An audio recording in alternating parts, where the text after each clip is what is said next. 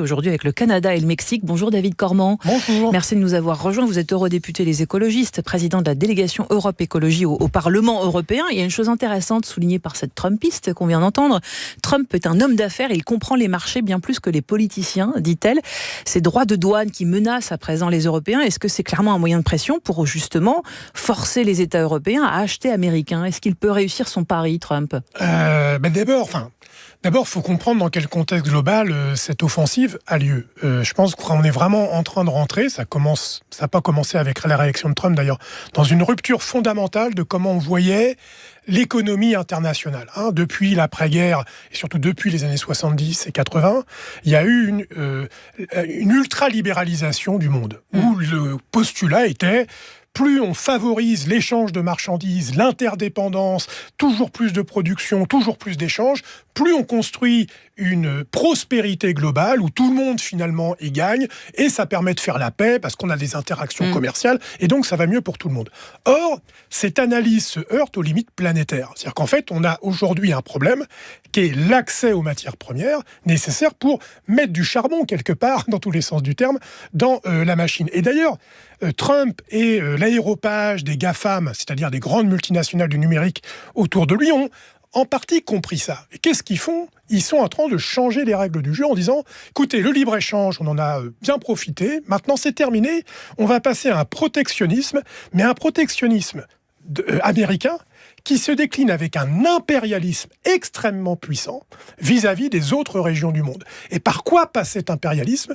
Par les multinationales du numérique qui sont en train de mettre en coupe réglée, potentiellement, les économies du monde. Et ils sont en concurrence avec la Chine. Donc c'est un moment politique et économique particulièrement intéressant. Et moi, ma conviction, c'est que l'Union européenne, si elle réagit bien, a tout à gagner, paradoxalement, à cette nouvelle situation. A tout à gagner. On entend la Commission qui a rappelé que l'UE ne se laisserait pas faire. Et ce matin, la vice-présidente Madame Kallas de la Commission dit: l'Europe a besoin de l'Amérique et l'Amérique a besoin de l'Europe. Est-ce qu'il faut entendre dans ces quelques mots que l'UE finalement ne va pas se lancer dans un bras de fer direct? Alors c'est le problème, c'est que je pense que l'Union européenne va ânonner ces règles habituelles de: oui, mais nous, on continue à croire au libre-échange, et donc on va discuter avec M. Trump pour continuer cette logique-là. C'est une erreur, parce que Trump, c'est particulièrement ce qu'il fait. Là, il parle des 300 milliards, vous savez, de déficit commercial. Je crois que c'est plutôt autour de 150, 130 milliards, mais peu importe. Lui, il va dire: écoutez, moi, l'Amérique, on achète pour 130 milliards de plus, ou 200 milliards, peu importe, à l'Europe. Donc, si vous voulez qu'on continue à faire affaire ensemble, vous devez lâcher du lest. Qu'est-ce qu'il va demander ? Il va demander qu'on fasse tomber toute les réglementations numériques qu'on a faites. Je sais que ça intéresse assez peu l'opinion et dans le champ politique, et c'est une erreur. Le navire amiral, encore une fois, de l'expansionnisme américain, c'est ces grandes plateformes numériques qui sont les entreprises les plus capitalisées du monde. Elles ont des pouvoirs même, souverains, avec Starlink, les satellites de Musk, etc., etc.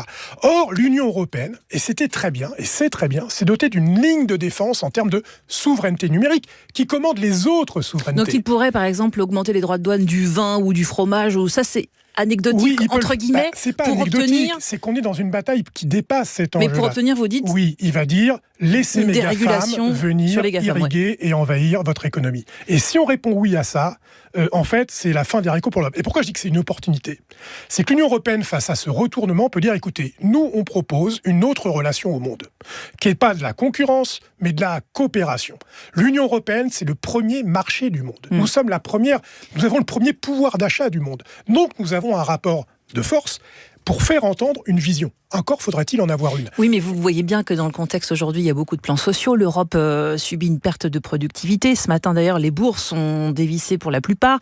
Le secteur automobile, Volkswagen, BMW, Porsche, Stellantis reculaient tous d'environ 5 à 6% en bourse.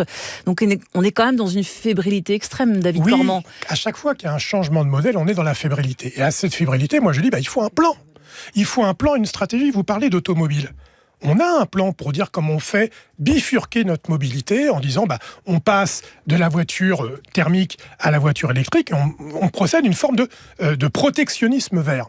En fait, à la différence d'un protectionnisme expansionniste, impérialiste que propose Trump, il faut un protectionnisme vert. Le problème qu'on a en Europe, c'est il y a la vision de la Commission actuelle, mais il y a aussi l'extrême droite. Il faut avoir à l'esprit, et je finis là-dessus si vous voulez, que les premiers alliés de ce nouvel impérialisme des GAFAM, de la Silicon Valley et de Trump en Europe, c'est les principaux groupes d'extrême droite au Parlement européen qui voulaient même donner le prix Sakharov à M. Musk il y a quelques mois.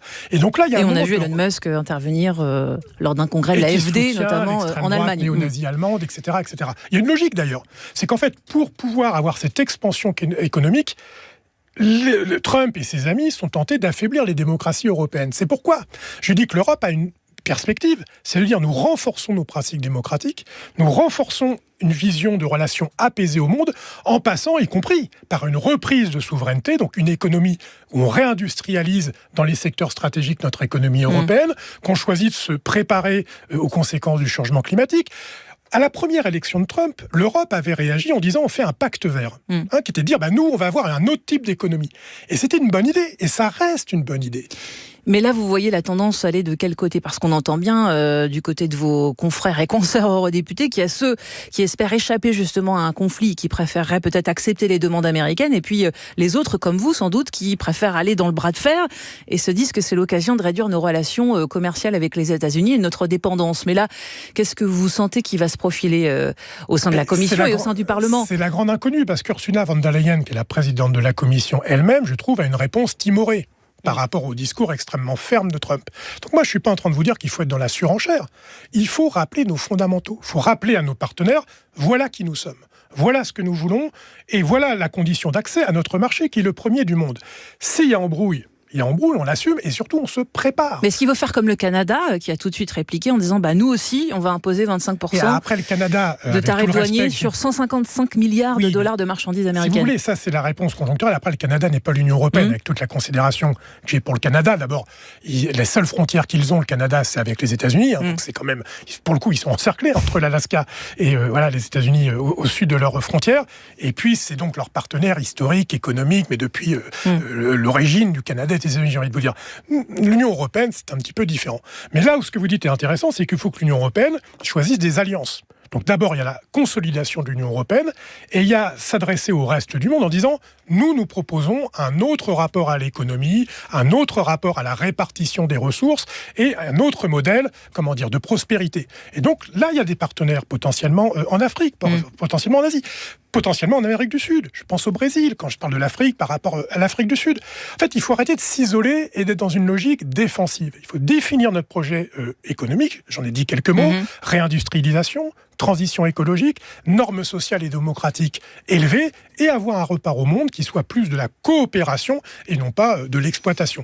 Et peut-être, et c'est un pari à moyen et long terme, on représentera une alternative à cette espèce de course en avant complètement folle que propose dans son style Trump, mais que propose dans un autre style la Chine, par exemple. Merci beaucoup, David Cormand, d'être venu dans le studio du 10-12, eurodéputé Les Écologistes, président de la délégation Europe Écologie au Parlement européen, et la question de ce positionnement européen